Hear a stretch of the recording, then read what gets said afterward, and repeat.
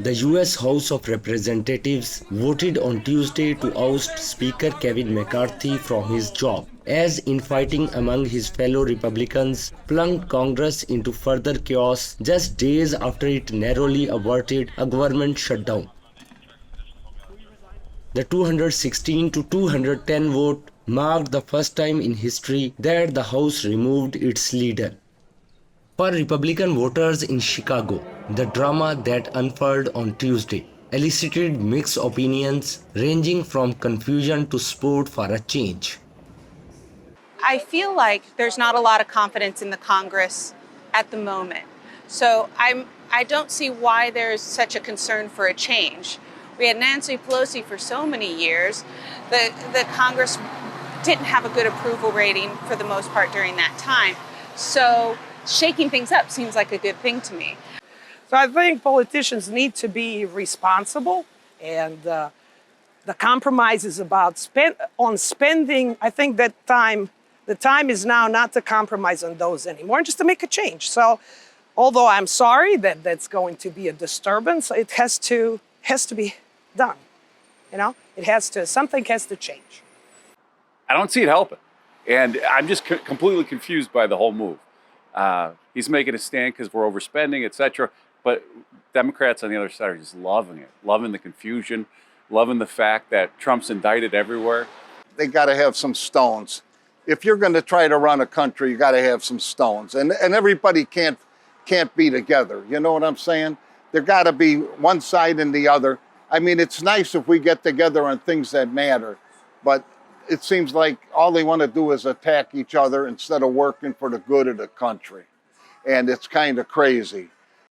The rebellion was led by the Representative Matt Gaetz, a far-right Republican from Florida, and McCarthy antagonist who accused the party leader of not doing enough to cut federal spending.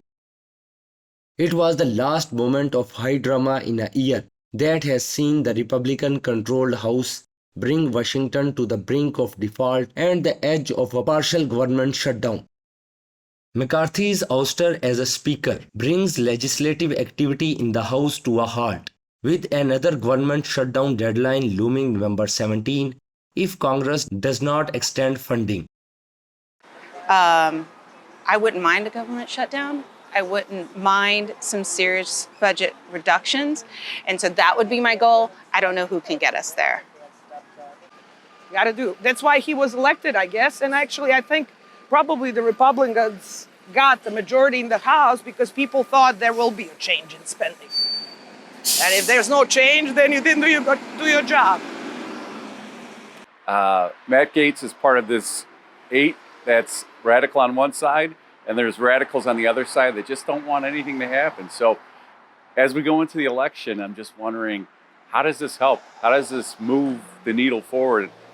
They know more about McCarthy than I do, but I don't think he's done much for the Republican Party, you know, and I don't like all the infighting constantly that goes on, you know, and we got to take a strong stance. We got to protect our country and our people.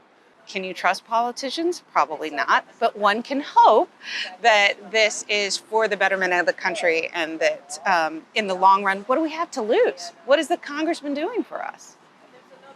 I think people should just stop compromising all the time. What's the purpose of the compromise? You have been selected to do good by your people, and then you should do it. You know, it's a responsibility. I just see Matt Gaetz being just a guy who's an attention seeker and, you know, wants to promote himself and doesn't want to promote the country. Well, obviously something like that is unfortunate, but you have to have some principle, right?